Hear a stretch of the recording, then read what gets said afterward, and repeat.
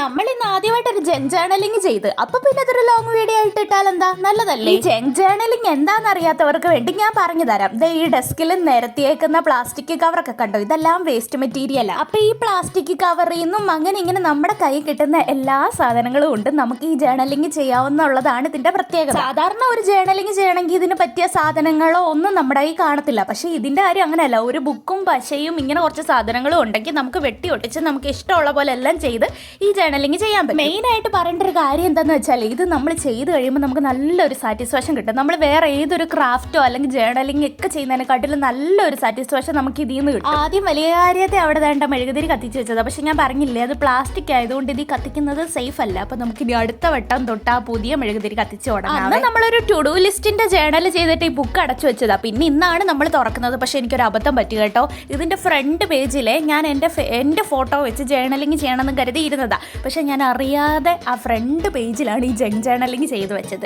അതൊരിച്ചിരി വിഷമമുള്ള കാര്യമായി. പിന്നെ കുഴപ്പമില്ല, ഫോട്ടോയുള്ള ജേർണലിംഗ് നമുക്ക് അടുത്ത പേജിലാണെങ്കിലും ചെയ്യാം. ആമസോണിൽ നിന്ന് എന്തോ ഒരു സാധനം കിട്ടിയപ്പോൾ ഈ കവർ കത്തിച്ച് കളയാതിരുന്നത് എന്തുകൊണ്ട് നന്നായി. ഇപ്പം അതുകൊണ്ട് എനിക്ക് തോന്നിയ പോലൊക്കെ കീറി ഈ ജേർണലിംഗ് ചെയ്യാൻ പറ്റും. കണ്ടോ, ഞാനൊരു കത്രിക പോലും എടുക്കാതെ കൈ കൊണ്ട് എനിക്ക് തോന്നിയ രീതിയിലൊക്കെ മുറിച്ചാണ് ഈ ജേർണലിംഗ് ചെയ്യുന്നത്. അതാണ് ഇതിന്റെ മെയിൻ ഹൈലൈറ്റ് എന്ന് പറയുന്നത്. പശ തേച്ച് അടയ്ക്കാതെ വെച്ച് കഴിഞ്ഞാൽ അതാണ്ട് ഇങ്ങനെ ഇരിക്കും. അത് കട്ടി പിടിച്ചിരിക്കുമായിരുന്നു. പിന്നെ അതിന്റെ പകുതി ഭാഗം മുറിച്ച് കളഞ്ഞിട്ടാണ് നമ്മൾ ബാക്കി ജേർണലിംഗ് അങ്ങോട്ട് കംപ്ലീറ്റ് ചെയ്യും. എനിക്ക് ഈ ജേർണൽ ചെയ്യുന്നതിന്റെ ABCD ഒന്നും അറിയത്തില്ലായിരുന്നു. പിന്നെ ഒരു ബുക്ക് മേടിച്ചു അങ്ങ് ചെയ്ത് തുടങ്ങുക എന്നുള്ളതേ ഉള്ളൂ. നമുക്ക് ഈ സ്ട്രെസ് ഒക്കെ വരുന്ന സമയത്ത് ഈ ജേർണലൊക്കെ ചെയ്യുമ്പോഴുണ്ടല്ലോ നമ്മുടെ സ്ട്രെസ് ഒരു പരിധി വരെ കുറയ്ക്കാൻ പറ്റും. പ്രത്യേകിച്ച് ഇങ്ങനത്തെ ജങ്ക് ജേർണലിംഗ് നിങ്ങൾ ചെയ്തിട്ടില്ലെങ്കിൽ മസ്റ്റായിട്ട് ചെയ്ത് നോക്കണം. ഇപ്പം തന്നെ നിങ്ങളുടെ വീട്ടിൽ എന്താണെങ്കിലും ബുക്കും പശയൊക്കെ കാണുമല്ലോ, അത് വെച്ച് ഇപ്പം തന്നെ വേണമെങ്കിലും നിങ്ങൾക്ക് ചെയ്ത് നോക്കാൻ പറ്റും. ആദ്യം ഈ ഒരു പേപ്പറാണ് ഞാൻ ഒട്ടിച്ചു കൊടുക്കുന്നത്. പിന്നെ ഇതങ്ങോട്ട് കഴിഞ്ഞിട്ടുണ്ടല്ലോ, ഞാൻ നമ്മുടെ ഹരിതകർമ്മസേനയ്ക്ക് കൊടുക്കാൻ വെച്ച പ്ലാസ്റ്റിക് എല്ലാം പോയി പെറുക്കിയെടുത്ത് എനിക്ക് വേണ്ട സാധനങ്ങളെല്ലാം കളക്ട് ചെയ്തുകൊണ്ട് വന്നായിരുന്നു. ഈ ട്രീറ്റ് എൻ്റെ ഫേവറേറ്റ് ആയിട്ടുള്ള ഒരു സംഭവം. അപ്പോൾ ആദ്യം തന്നെ ഐശ്വര്യമായിട്ട് അത് തന്നെ അങ്ങോട്ട് ഒട്ടിച്ച് തുടങ്ങാമെന്ന് കരുതി. ഇതിന് ഒരു പെർഫെക്ഷനും വേണ്ട, നിങ്ങൾക്ക് ഇഷ്ടമുള്ള രീതിയിൽ എന്ത് വേണേലും ചെയ്യാം. ഞാനിപ്പോൾ ഇത് ഒത്തിരി വട്ടം പറഞ്ഞ്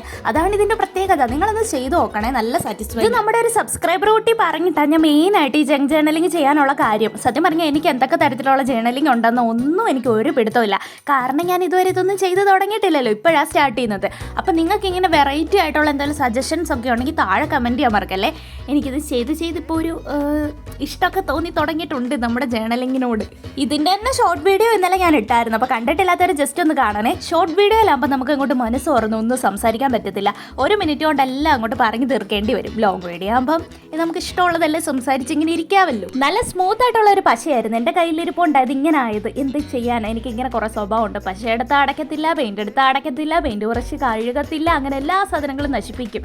നിങ്ങളിൽ ചിലർക്കൊക്കെ ഇത് റിലേറ്റ് ചെയ്യാൻ പറ്റുന്നുണ്ടായിരിക്കുമല്ലോ അല്ലേ? അങ്ങനെ ആ ഒരു സാധനം ഞാൻ ഒട്ടിച്ച് കഴിഞ്ഞിട്ടുണ്ട്. ഇനി അടുത്തത് ട്രീറ്റിൻ്റെ തന്നെ ആ ഒരു ഹെഡിങ് ഉണ്ടല്ലോ, അത് തന്നെ കട്ട് ചെയ്തിട്ട് മുകളിൽ ഒട്ടിച്ച് കൊടുക്കുന്നുണ്ട്.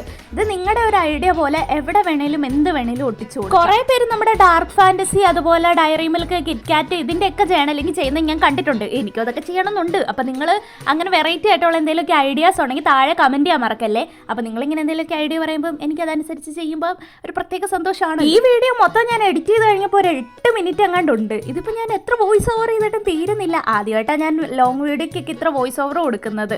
സാധാരണ നമ്മുടെ ഷോർട്സ് എന്നൊക്കെ പറയുമ്പോൾ ജസ്റ്റ് ഒരു 50 സെക്കൻഡൊക്കെ അല്ലേ ഉള്ളൂ. അത് കണ്ണടച്ച് തുറക്കുമ്പോഴാണ് പറഞ്ഞങ്ങോട്ട് തീരുന്നത്. നിങ്ങൾ കുറേ പേര് പറയാമോ എന്നൊക്കെ ചോദിക്കുമ്പം ഷോർട്ട് വീഡിയോയിൽ പറയാൻ പറ്റാത്തതും അതുകൊണ്ടാണ്. കാരണം നമ്മൾ പെട്ടെന്ന് പറഞ്ഞ് തീരുമ്പോൾ തന്നെ അതങ്ങ് തീർന്നു പോകും. പക്ഷേ ലോങ് വീഡിയോ കണ്ടോ, എത്ര വോയിസ് അങ്ങോട്ട് കൊടുത്തിട്ട് തീരുന്നില്ല.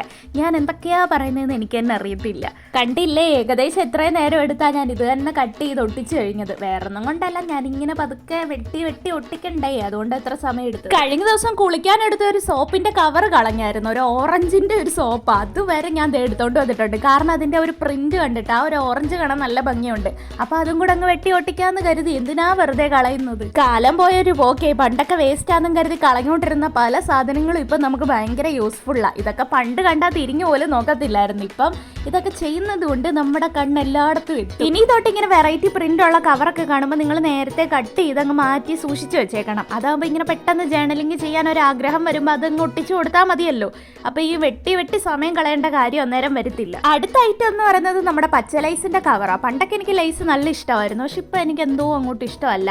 ഈ ഇപ്പോഴത്തെ ലേസിനൊന്നും പണ്ടത്തെ ലേസിന്റെ ഒരു ടേസ്റ്റ് ഇല്ലെന്ന് എനിക്ക് തോന്നുന്നു. നിങ്ങൾക്ക് അങ്ങനെയൊക്കെ തോന്നിയിട്ടുണ്ടോ? ഈ ലേസ് കവർ മാത്രം വെച്ച് ലേസിന്റെ ജേണലൊക്കെ ചെയ്യുന്നത് ഞാൻ കണ്ടിട്ടുണ്ട്. അപ്പൊ ഇതൊക്കെ നമുക്ക് ട്രൈ ചെയ്ത് നോക്കാം പതുക്കെ. ഈ ലേസിന്റെ സിമ്പിൾ നടുക്കൊട്ടിച്ചു കൊടുത്തപ്പോഴാണ് നമ്മുടെ ബബ്ലിയുടെ കവർ എന്റെ കയ്യിൽ കിട്ടിയത്. ഈ ബബ്ലി ഇപ്പോഴൊന്നും കഴിച്ചല്ല, കുറേ നാളിന് മുന്നേ കഴിച്ചത്. ബബ്ലിക്ക് കഴിച്ച കാലം മറന്ന്. ബബ്ലി കിട്ടിക്കഴിഞ്ഞാൽ ഒറ്റ ഇരിപ്പിന് ഞാൻ മൊത്തവും തീർക്കുമെന്ന് പറഞ്ഞപ്പം ഒരു കുട്ടി കമന്റ് ചെയ്തേക്കുന്ന കണ്ട്, ചേച്ചി എങ്ങനെ തീർക്കുന്നത്? എനിക്ക് ഇങ്ങനെ ചില പ്രത്യേക കഴിവുകളുണ്ട്. ലേസ് ഇളക്കി മാറ്റിയിട്ട് അവിടെ നമ്മുടെ ബബ്ലി ഒട്ടിക്കുന്നുണ്ട്. കാരണം നമ്മുടെ ബബ്ലി കഴിഞ്ഞിട്ടല്ലേ ഉള്ളു വേറെന്തോ.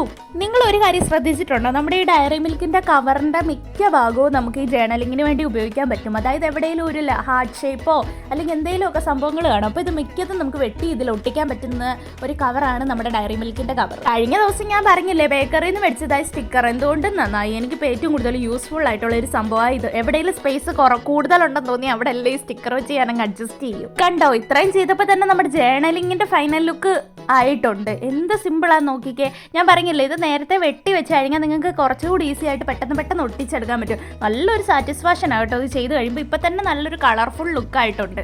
അപ്പം അതേ ഈ കാണുന്നതാണ് നമ്മുടെ ജങ്ക് ജേണലിൻ്റെ ഫൈനൽ ലുക്ക്. ഇപ്പോൾ വരും. ഇപ്പം ഞാൻ മുഴുവനായിട്ട് കാണിക്കുന്നുണ്ട്.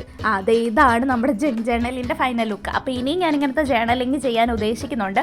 നിങ്ങൾക്ക് നല്ല വെറൈറ്റി ഐഡിയാസ് ഒക്കെ ഉണ്ടെങ്കിൽ താഴെ കമൻറ്റ് ചെയ്യാൻ മറക്കരുത് കേട്ടോ. പിന്നെന്താ, നമ്മുടെ ലോങ് വീഡിയോ നിങ്ങൾ മൊത്തമായിട്ട് കാണണം.